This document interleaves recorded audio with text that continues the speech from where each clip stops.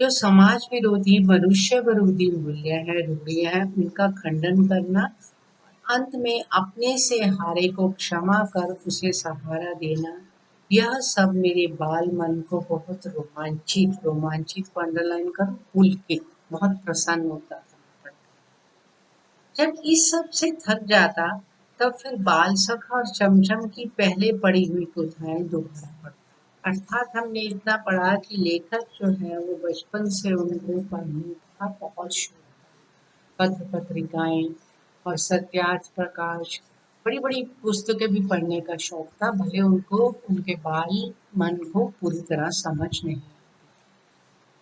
माँ स्कूली पढ़ाई पर जोड़ती थी। माँ बोलती नहीं, पढ़ना तो जरूरी, स्कूल का भी पढ़ना। चिंतित रहती कि लड़का कक्षा की किताबें नहीं पढ़ता, ये अपनी सिलेबस की बुक्स क्यों नहीं पढ़ता, पास कैसे होगा, कहीं खुद साधु बनकर घर से भाग गया तो। पिता कहते जीवन की यही पढ़ाई काम आएगी, पढ़ने दो। मैं स्कूल नहीं भेजा गया था, शुरू की पढ़ाई के लिए घर पर मास्टर रखे गए थे। पिता नहीं चाहते थे कि नासमझ उम्र में मैं गलत संगति में पढ़कर गाली गलौज सीखूं, बुरे संस्कार ग्रहण करूं। अतः मेरा नाम लिखाया गया जब मैं कक्षा 2 तक की पढ़ाई घर पर कर चुका। सेकंड स्टैंडर्ड तक वो घर पे पढ़े, उन्हें लगा कि बुरी संगति में आकर कहीं गलत भाषा सीख ले, इसलिए सेकंड स्टैंडर्ड तक लेखक धर्मवीर भारती घर पर ही। तीसरे दर्जे में मैं भर्ती हुआ यानी एडमिशन हुई स्कूल में। उस दिन शाम को पिता उंगली पकड़कर मुझे घुमाने ले गए। लोकनाथ की एक दुकान, ताजा अनार का शरबत मिट्टी के कुल्हड़ में पिलाया और सिर पर हाथ रख कर बोले, वादा करो कि पाठ्यक्रम की किताबें भी इतनी ही ध्यान से पढ़ोगे, माँ की चिंता मिटा। यानी जो तुम्हारी सिलेबस की बुक्स है उनको भी तुम ध्यान से ही पढ़ोगे।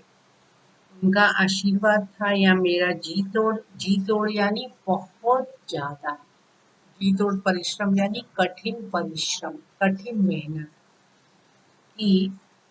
तीसरे चौथे में मेरे अच्छे नंबर आए और पांचवें में तो मैं फर्स्ट भी आ गया, फिफ्थ स्टैंडर्ड में फर्स्ट आया। माँ ने आंसू भरकर गले लगा लिया। पिता मुस्कुराते रहे, कुछ बोले नहीं, क्योंकि अंग्रेजी में मेरे नंबर सबसे ज्यादा, इंग्लिश में उनके हाईएस्ट मार्क्स आए। अतः स्कूल से इनाम में 2 अंग्रेजी किताबें मिली थी। ब्रिटिशर्स भी थे तब, उन्हें स्कूल से 2 इंग्लिश बुक्स मिली। एक में 2 छोटे बच्चे घोंसलों की खोज में बागों और कुंजों में भटकते हैं और इस बहाने पक्षियों की जातियों, उनकी बोलियों, उनकी आदतों की जानकारी उन्हें मिलती है। बच्चे घोंसलों की खोज में भटकते हैं तो कैसे पक्षी बोलते हैं, उनकी कौन कौन सी जातियां हैं, क्या उनकी गतिविधियां हैं, उनके बारे में उनको पता चला। दूसरी किताब थी ट्रस्टी दर्रा, जिसमें पानी के जहाजों की कथाएं थी, कितने प्रकार के होते हैं, कौन कौन सा माल लाद कर लाते हैं, कहाँ से लाते हैं, कहाँ ले जाते हैं, नाविकों नाविकों यानी मारिनर्स, उनकी जिंदगी कैसी होती है, कैसे कैसे द्वीप, द्वीप यानी द्वीप को अंडरलाइन करो, कॉन्टिनेंट मिलते हैं, कहाँ व्हेल होती है, कहाँ शार्क होती है, मछलियाँ बड़ी बड़ी व्हेल और शार्क। तो ये सब के बारे में मुझे वो 2 पुस्तकें। तो अगर आपसे ये क्वेश्चन पूछा जाए कि लेखक को फिफ्थ में फर्स्ट आने पर क्या मिला प्राइज में, 2 पुस्तकें मिली। एक में तो पक्षियों के बारे में था, दूसरे में समुद्री यात्रा, नाविकों, मारिनर्स के बारे में। इन 2 किताबों ने एक नई दुनिया का द्वार मेरे लिए खोल दिया। नई दुनिया का द्वार यानी उनकी जो जिज्ञासा थी, उनकी जो क्यूरियोसिटी थी बुक्स पढ़ने की, वो और भी बढ़ गई। पक्षियों से भरा आकाश और रहस्यों से भरा समुद्र। पिता ने अलमारी के एक खाने से अपनी चीजें हटाकर जगह बनाई और मेरी दोनों किताबें उस खाने में रखकर कहा, आज से यह खाना, खाना यानी पार्ट, पार्टीशन, पार्ट तुम्हारी अपनी किताबों का। यह तुम्हारी अपनी लाइब्रेरी है। छोटी सी जगह दे दी कि यहाँ अपनी बुक्स रखो और ये तुम्हारी अपनी लाइब्रेरी। यहाँ से आरंभ हुई उस बच्चे की लाइब्रेरी। इस बच्चे की धर्मवीर भारती की, लेखक की। बच्चा किशोर हुआ यानी एडल्ट हुआ, एडोलेसेंट में पहुंचा। स्कूल से कॉलेज, कॉलेज से यूनिवर्सिटी गया, डॉक्टरेट हासिल की, यूनिवर्सिटी में अध्यापन किया, अध्यापन छोड़कर इलाहाबाद से बम्बई आया, संपादन किया, संपादन यानी एडिटर बने, एडिटरशिप की। उसी अनुपात में अपनी लाइब्रेरी का विस्तार करता है। उसी अनुपात यानी उसी प्रपोर्शन में जैसे जैसे वो बड़े होते गए, कॉलेज गए, स्कूल गए, फिर बॉम्बे गए, फिर डॉक्टरेट की, तो उनकी लाइब्रेरी की किताबें भी, बुक्स भी बढ़ती ही चली। पर आप पूछ सकते हैं कि किताबें पढ़ने का शौक तो ठीक, किताबें इकट्ठी करने की सनक क्यों सवार हुई? अंडरलाइन करो, सनक सवार होना यानी धुन लगना, किसी काम को करने की लगन लगना। उसका कारण भी बचपन का एक अनुभव है।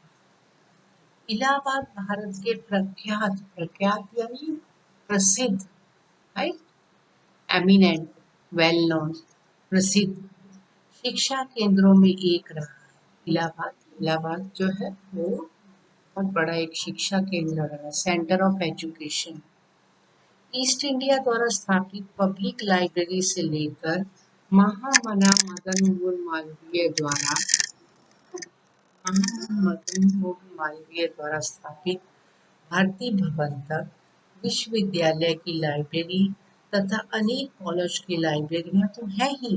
लगभग हर मोहल्ले में एक लाइब्रेरी। इलाहाबाद में बहुत सारी लाइब्रेरी है, तो आप ये अंडरलाइन कर लीजिए, महामना मदन मोहन मालवीय द्वारा स्थापित भारती भवन। ये बहुत सारी लाइब्रेरीज इलाहाबाद में पाई जाती है।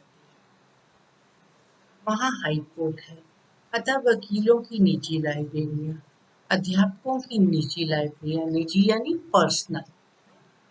अपनी लाइब्रेरी वैसी कभी होगी यह तो स्वप्न में भी नहीं सोच सकता था। और अपने मोहल्ले में एक लाइब्रेरी थी, हरि भवन। उनके एरिया में भी एक लाइब्रेरी थी, उसका नाम था हरि भवन। स्कूल से छुट्टी मिली कि मैं उसमें जाकर जम जाता था, नहीं बैठ जाता था पढ़ने के लिए बुक्स। पिता दिवंगत हो चुके थे, उनके पिता नहीं रहे, स्वर्गवास हो चुका था।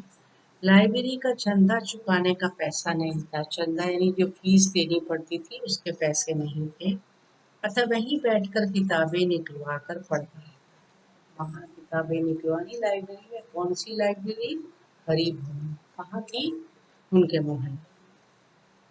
मुझे उस अनुदित उपन्यासों को पढ़कर बड़ा सुख मिलता। अनुदित यानी जिनका अनुवाद किया गया, ट्रांसलेशन किया गया। ऊपर की लाइन जाएगी, उन दिनों हिंदी में विश्व साहित्य विशेषकर उपन्यासों के खूब अनुवाद हो रहे थे, तो जो दूसरी भाषा के बुक्स थी, उपन्यास थे, उनको भी हिंदी में अनुवाद के कर ट्रांसलेट किया जाता था। तो इनको पढ़ने में बहुत मजा आता था, translated versions of other novels. ये छोटे से हरि भवन में खूब उपन्यास थे। वहीं परिचय हुआ बंकिम चंद्र चट्टोपाध्याय की दुर्गेश नंदिनी। बंकिम चंद्र चट्टोपाध्याय ने ज्यादातर बंगला में लिखा, परंतु उनका हिंदी में भी अनुवाद किया जाता है। तो आप अंडरलाइन कीजिए, बंकिम चंद्र चट्टोपाध्याय की कौन सी बुक, कौन सा उपन्यास? दुर्गेश नंदिनी, कपाल कुंडला और आनंदमठ, ये सब पढ़ी। फिर टॉलस्टॉय, टॉलस्टॉय की टॉलस्टॉय तो रशियन लैंग्वेज में लिखा हुआ है, तो उनकी जो हिंदी में अनुवादित बुक्स थी, अन्ना कैरेनिना, विक्टर ह्यू, ये दूसरे एक हैं, उनका था पेरिस का कुबरा, हंच पैक ऑफ नात्रे दाम, राइट। ये दूसरी भाषा में लिखी हुई पुस्तकें हिंदी में ट्रांसलेट की गई। गोरकी की मदर, अलेक्जेंडर कुपरिन का गाड़ी वालों का कटरा, इंग्लिश में क्या नाम है, यामा द पिट। और सबसे मनोरंजक सर्वरीज का विचित्र बीज यानी डॉन क्विक्स।